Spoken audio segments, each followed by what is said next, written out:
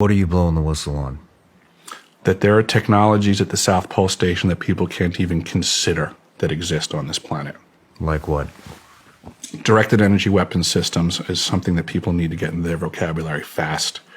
The IceCube Neutrino Detector is not simply a passive listening device as presented for the science that they're claiming it to do.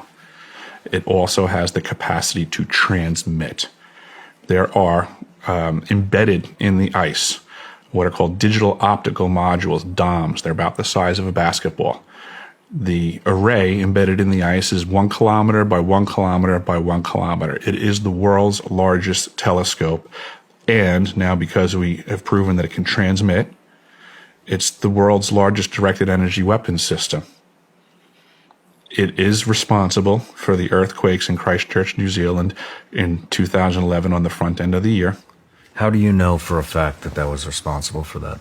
Because I was present and I have gone over this with the pertinent people that I will not be releasing their names. Okay. But I was on the team, let's just say, and I've confirmed this. Well, I've provided documentation from the actual manufacturer's specs. So this unit was constructed, operated, and maintained by the University of Wisconsin, and just like every other device on the planet, whether you're driving an M1 Abrams tank or operating the IceCube Neutrino Detector, there's operator's manuals that tell you how things work. Right there in that information, free for everybody to find. I found it myself. I was directed to find it, I'll put it that way, and release this information. And it states very clearly that each one of these DOMs can transmit at 2,047 volts each. So these are currently the facts of life. how do you know? I mean, how do you? I guess what I'm asking is, how did it even come to your attention that this triggered an earthquake? If you're at the South Pole and New Zealand had an earthquake, I mean, how did you know it came from the South Pole?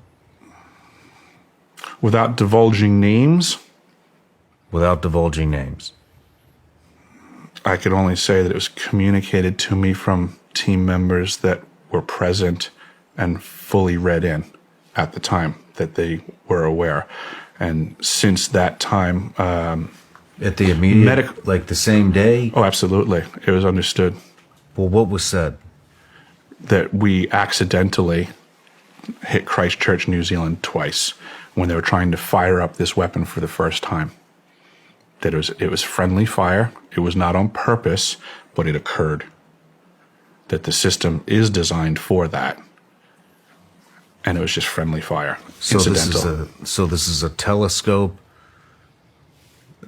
That sounds like a. Is it a telescope? Absolutely, it is. It is a neutrino detector for sure. It can accomplish its primary purpose. It can also transmit and then provide a multifaceted platform for directed energy weapons systems. Do you have any idea how the earthquake was initiated? From misfiring the system. Where were they targeting? Yes. I don't know. Does it go into the earth? Does it go into the atmosphere? It can definitely go through the earth. I would consider that it might be able to do stuff in the atmosphere. I haven't heard that statement laid at its feet, but I wouldn't put it past it. I don't want to try to limit the functions of this device by my imagination or experience.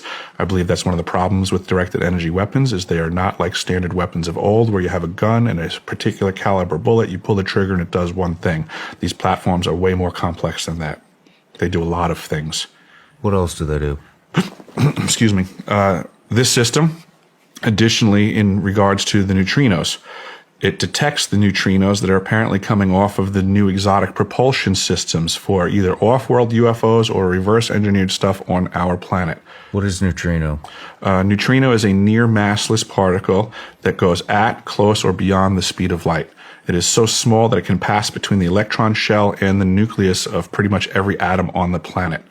In the capacity of being detected at the South Pole Station, when the neutrino impacts the nucleus of the water molecule of the ice in the glaciers at the pole, a reaction occurs. The nucleus and the neutrino become destroyed.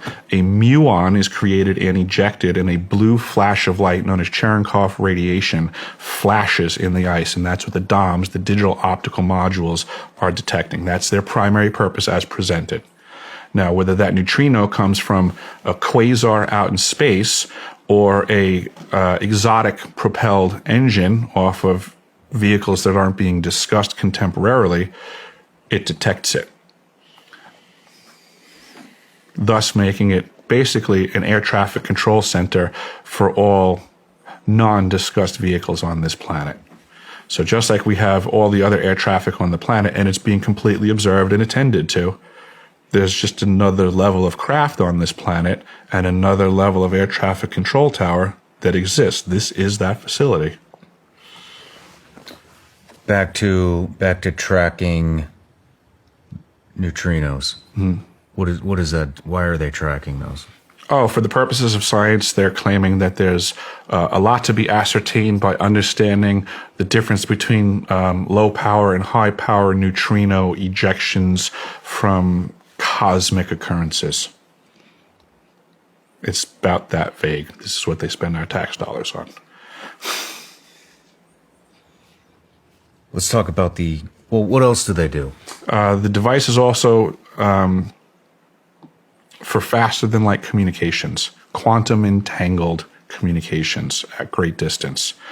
In, I guess it was the late 80s or early 90s, Gary McKinnon hacked NASA. And he found the list of the off-world space fleet and the captains of the ships respectively. We have a fleet out there. If we have a fleet out there, we need to communicate with them. This is that facility. Can you explain quantum entanglement communications? Yes, I don't think most people understand what I'm about to say anyway, but I will. The way quantum entanglement works is that you can take two particles, quantum entangle them, and then take those two particles and move them at any distance in the cosmos.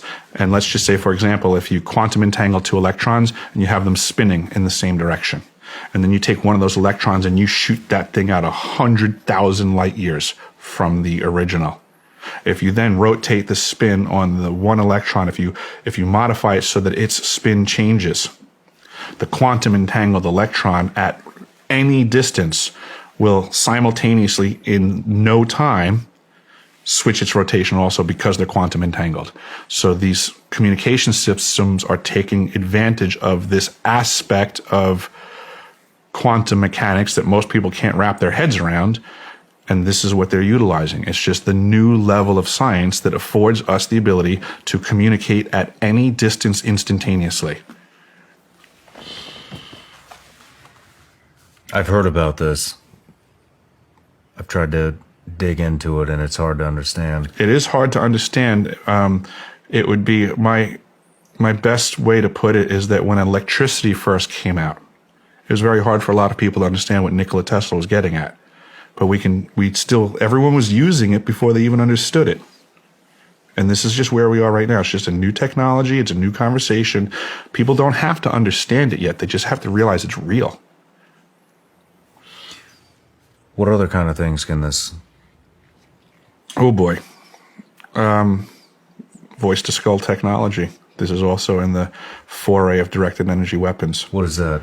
The ability to, let's just say, throw your voice into your head or my voice into my head, or allowing algorithms that now they can blanket a whole geographical area and they can make everybody change their thoughts. They can, I use the term intrusive thoughts. Back to that fork in the road analogy.